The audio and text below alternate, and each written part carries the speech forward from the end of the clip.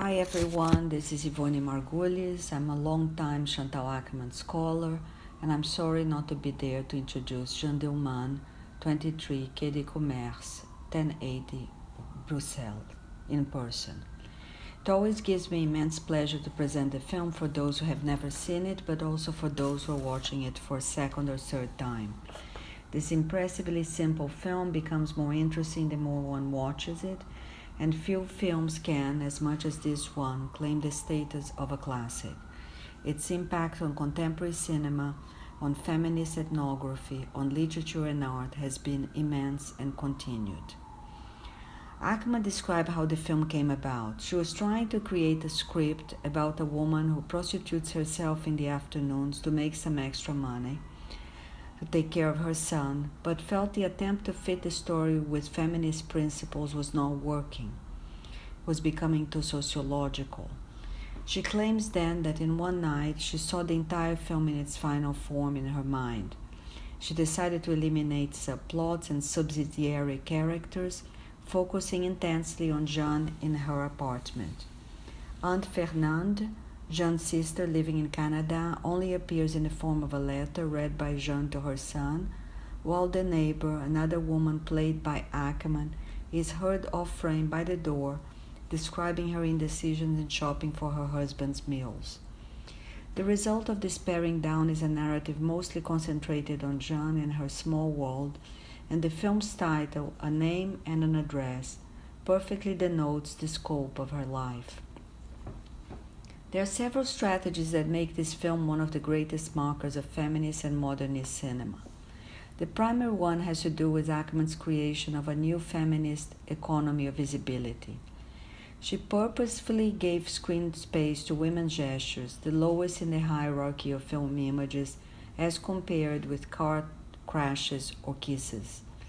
Importantly, she also suggested that it was not just a matter of content or shifted priority, but rather the form these women's actions were shown in. She said, "If you show these gestures with such precision, it is because you love them. In some way you recognize these gestures that have always been denied and ignored." This sense of recognition is one of the reasons Akerman often reacted against formulaic readings that equated Jeanne's quotidian chores with a woman's repression under patriarchy. What informed her super-detailed attention to these tasks were the gestures she was familiar with as she observed intently her mother and aunt making a bed or preparing food. How she creates its concentrated focus through time and framing is also important. The film is almost classical in its linear construction and Flemish color palette and symmetrical frame composition. However, its power has to do with the time we spend watching scenes in which very little seems to happen. This extended duration creates an instability. As the shot goes on, the viewer becomes aware of their own body, restless, and then again interested. After mentally decoding a scene's content, for instance, a woman washing dishes, one's attention may start to wander to tiles, to colors, to a rag. You may notice that in Jeanne Dielman, the camera is fixed and low, matching the filmmaker's short height, and the frame composition is frontal and symmetrical. Akerman doesn't use close-ups, reverse angles, or point-of-view shots. She claimed this was the only way to film to avoid cutting this woman in pieces and never being voyeuristic. "One always knows where I am," she said. It is also in this film we witnessed one of Akerman's great talents, that of a writer.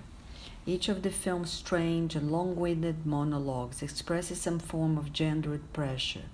They refer to Jeanne's marriage, the son's Oedipal thoughts. Each of those monologues breathes a sexual anxiety, each a drawn-out, wordy attempt to mitigate the other scene we never see, the elided afternoon trysts with men. This film would not be the same without Delphine Seyrig. Akerman met the star of last year at Marienbad, the discreet charm of the bourgeoisie, and Muriel at the Nancy Theatre Festival in 1974, where her documentary Hotel Monterrey was being shown. Seyrig, an active feminist, recognized the import of the film and accepted the part, which became one of her memorable performances. But this casting was also provocative, and critics would ask why choose such a beautiful and known figure rather than an anonymous actress to play a woman engaged in mundane tasks. Akerman's first reaction was to say her own mother was also very beautiful.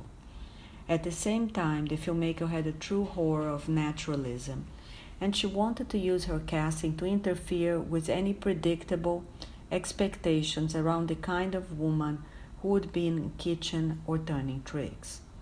Much like any of the unforgettable elements in the film, from bathroom tiles to the meatloaf texture, Seyrig as Jeanne does not disappear in her role. What we see here is a hyperrealist representation that privileges distance. Mesmerizing and almost hallucinatory, each gesture and sound becomes imprinted in our mind, but we do not lose our critical faculties. In Autour de Jeanne Dielman, a video made by the actor Sami Frey on the making of Jeanne Dielman, we witness an incredibly young Akerman firmly steering the film's performance at each moment from losing its formal focus. She gently argues with Seyrig, stating she does not want gestures telegraphing ideas, intentions, or psychology.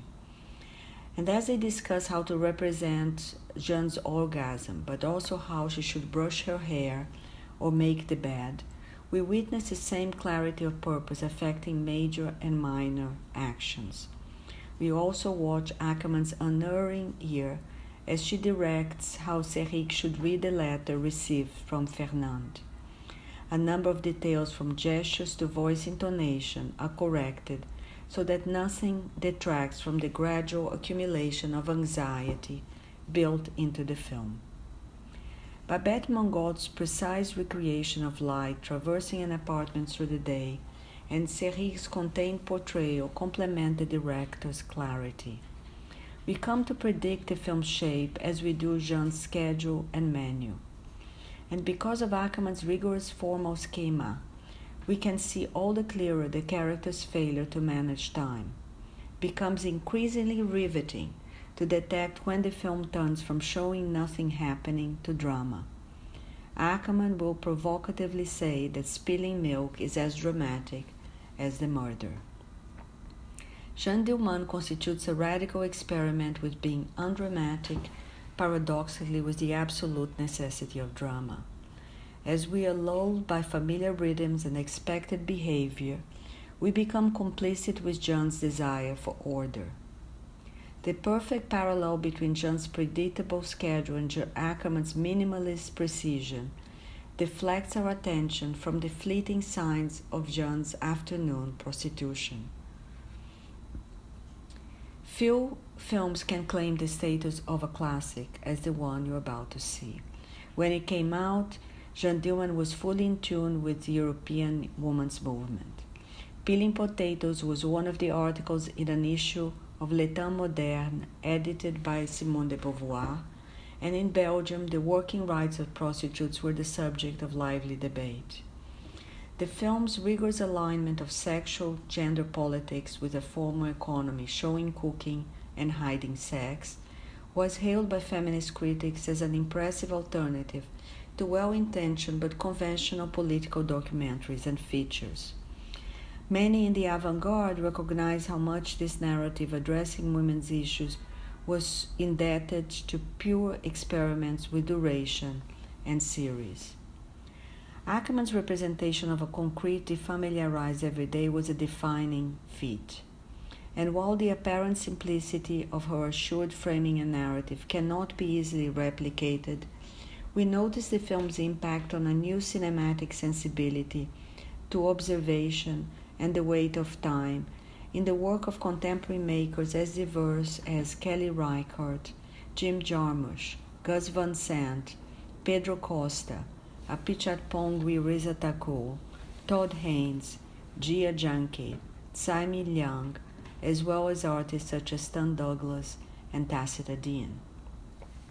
After Jeanne Dielman, Akerman has said she felt she had to escape her own mastery to avoid repeating herself. We are lucky she did so, making a number of important films, including a few other masterpieces like La Captive and No Home Movie. This film, however, remains, if not the only, the main Akerman and the main woman's film. Thank you, and I hope you enjoy this great, great film.